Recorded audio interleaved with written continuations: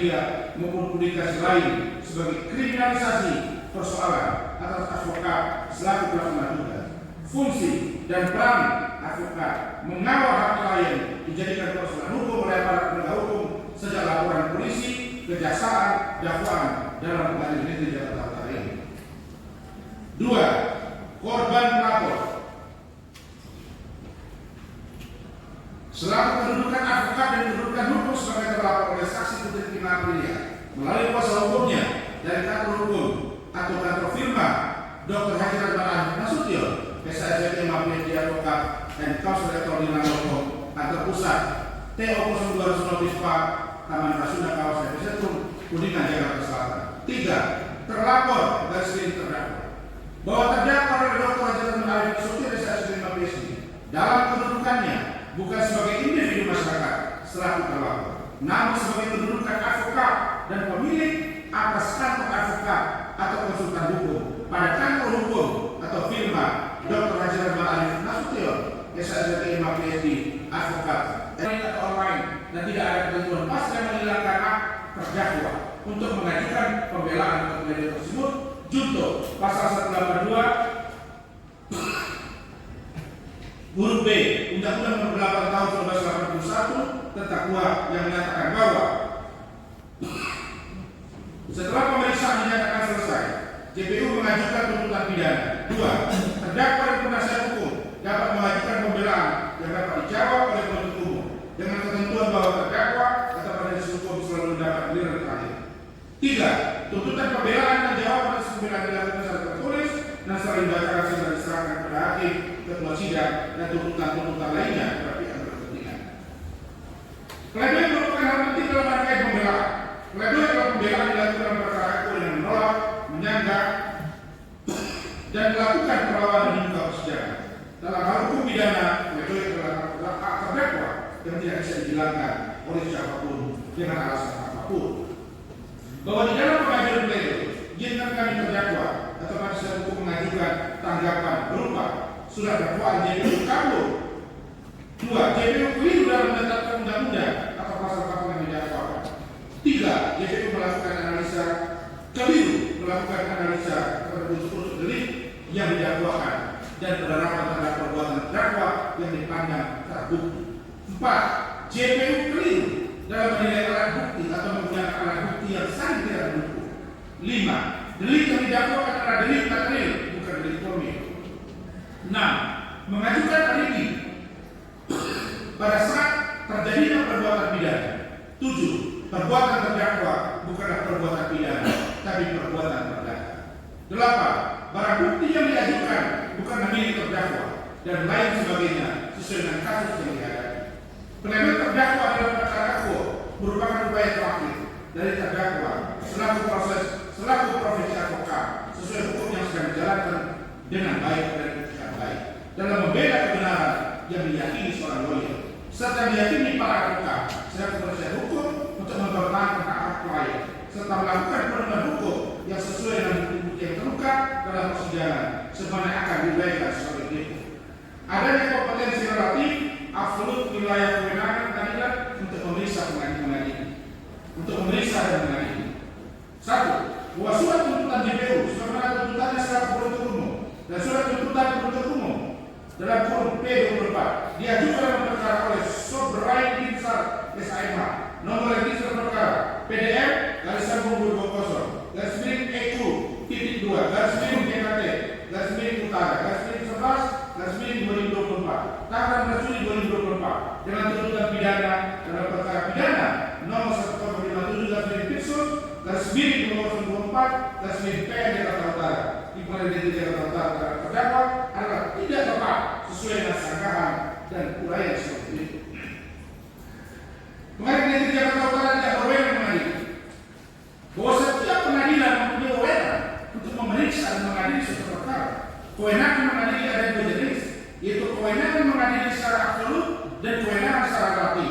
Sebagaimana telah diuraikan terdahulu. Namun penting berkalian atas sangkaan dalam pledoi ini atas upaya tuntutan jaksa penuntut umum dalam perkara itu. Bahwa yang dimaksud dengan kewenangan mengadili secara absolut adalah kewenangan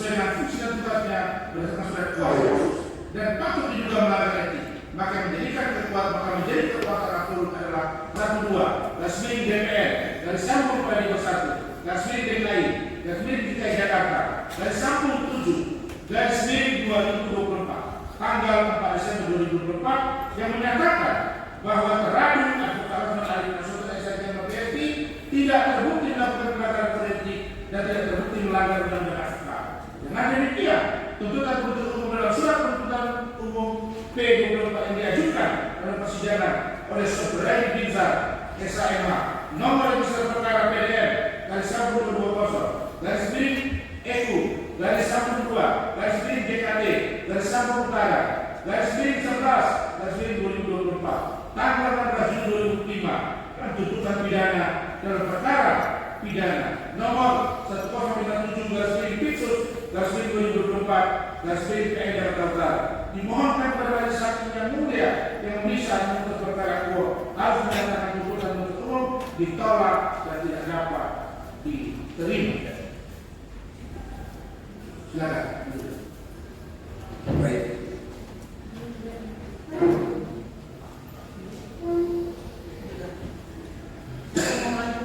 Baik, terima kasih yang mulia. Kami lanjutkan. B. Tuntutan JPU tidak dapat diterima.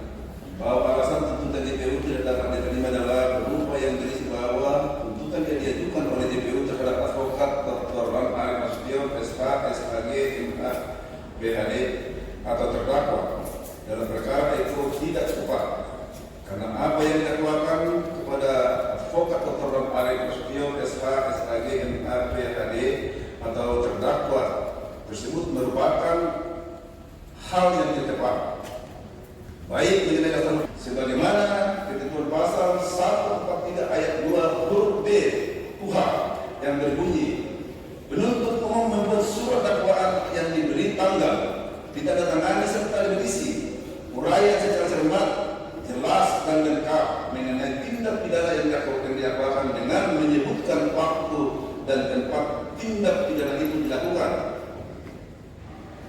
Bahwa pledoi tersangka dalam perkara Eko terhadap surat tuntutan atas dakwa JPU adalah askur liban.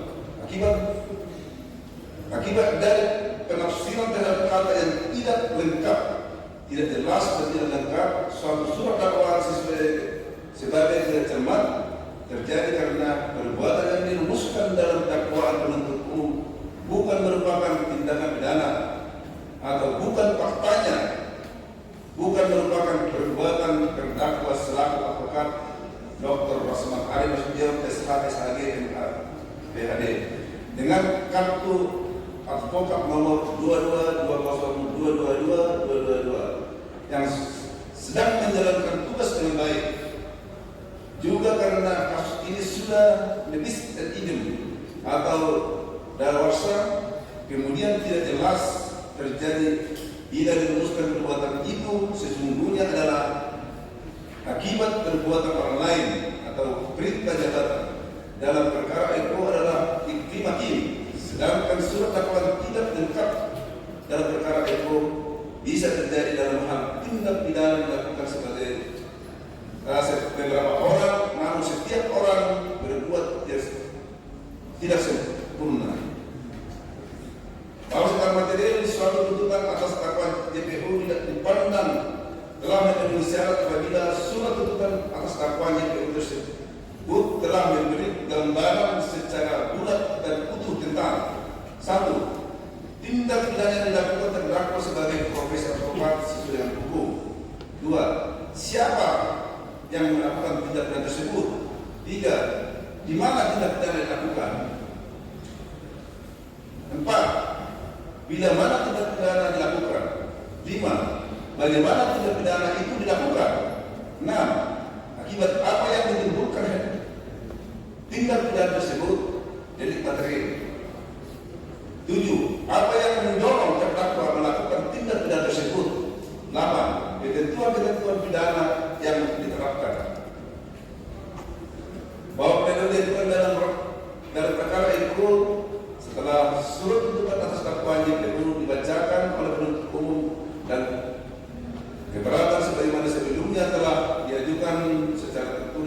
forum sidang memeriksa materi perkara sehingga melalui pledoi ini mengajukan sanggahan terhadap surat tuntutan atas dakwaan JPU sesuai dengan undang-undang yang mengamanatkan tentang jenis dan keberatan itu.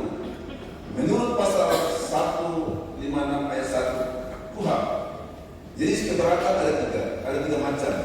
Dengan tiga macam keberatan tersebut, terdakwa penasihat hukumnya dapat mengajukan tiga macam sekaligus atau memilih salah satu yang ada relevansinya antara keberatan dengan surat dakwaan. Tiga macam keberatan tersebut sebagaimana telah diuraikan di atas juga di antaranya adalah sebagai berikut. 1. Keberatan bahwa pengadilan tidak berwenang mengadili perkaranya.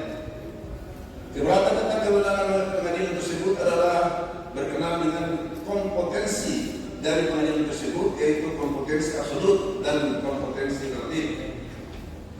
Kompetensi absolut adalah berhubungan dengan kekuasaan mengadili dari suatu pengadilan, bahwa tidak setiap pengadilan mempunyai kekuasaan mengadili satu kasus perkara.